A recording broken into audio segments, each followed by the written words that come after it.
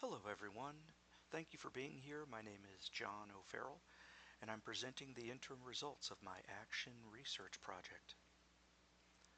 The purpose is to determine if changing student self-talk affects engagement moment by moment or momentary engagement. Will attaching self-affirming surveys to each assignment increase momentary engagement? The hypothesis is, of course, that it will. Teachers at Tripoli High School have noticed a trend of students increasingly turning in incomplete, low-effort work or skipping the assignments entirely. To quantify this, I gathered average data from 10 teachers, which showed increasing trends for both incomplete and missing assignments.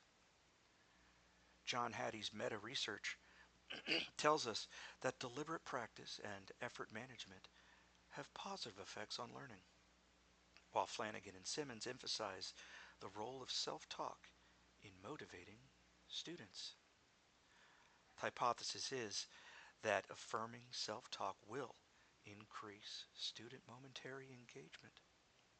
The independent variable was the presence of short, self-affirming prompts embedded in assignments. The dependent variables measure behavioral engagement. Did the student turn in the assignment?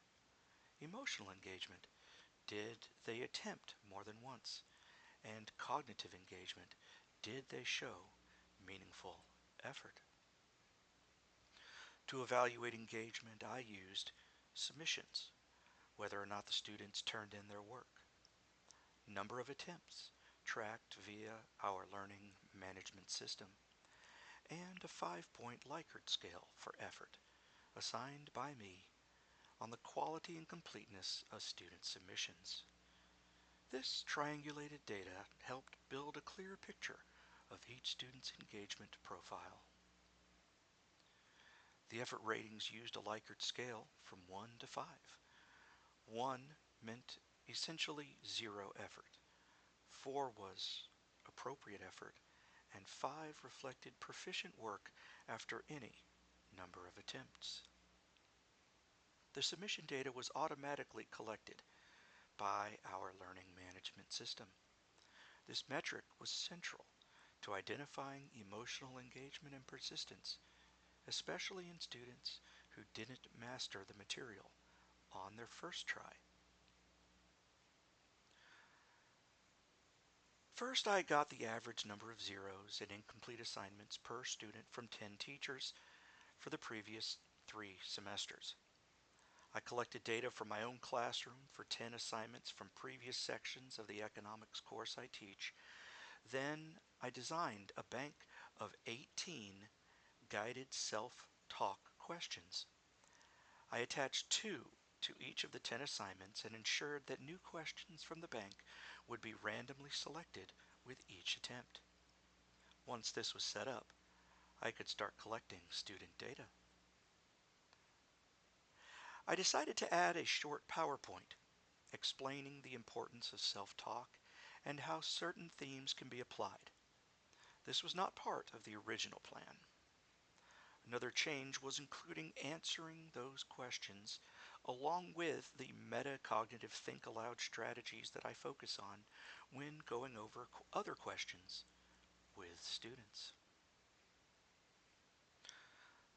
So initially, using a t-test, I found the p-value for number of attempts was 0.25, which isn't enough to even indicate a trend.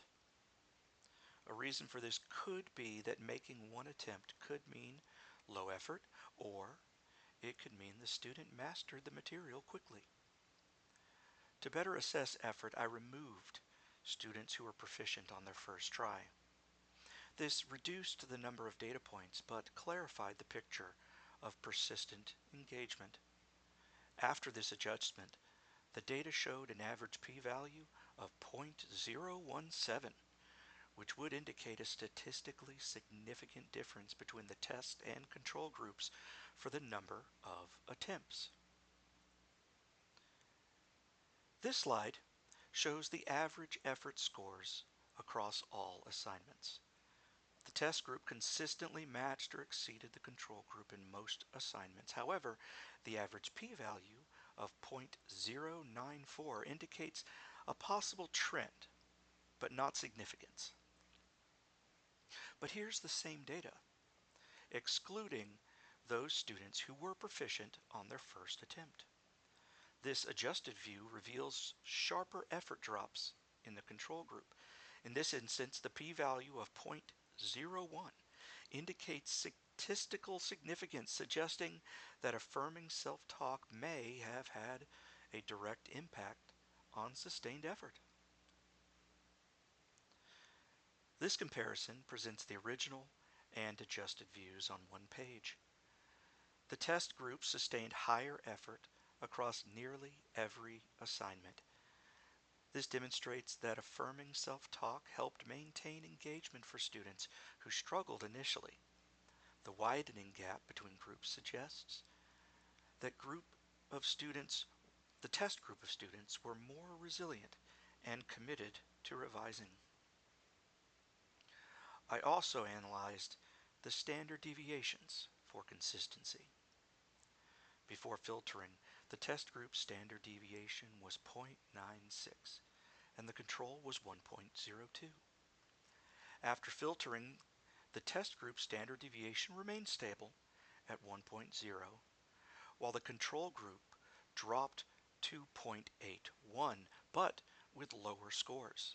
This means that the control group became consistently less engaged, while the test group showed both higher and more stable effort levels. There were challenges. First, deciding how to measure the efforts for students showing proficiency in one attempt was problematic. I handled this by viewing the data with them included and removed. Second, I thought I'd have more archival data from the 2 units I focused on. However, I was still able to get 50 data points for comparison.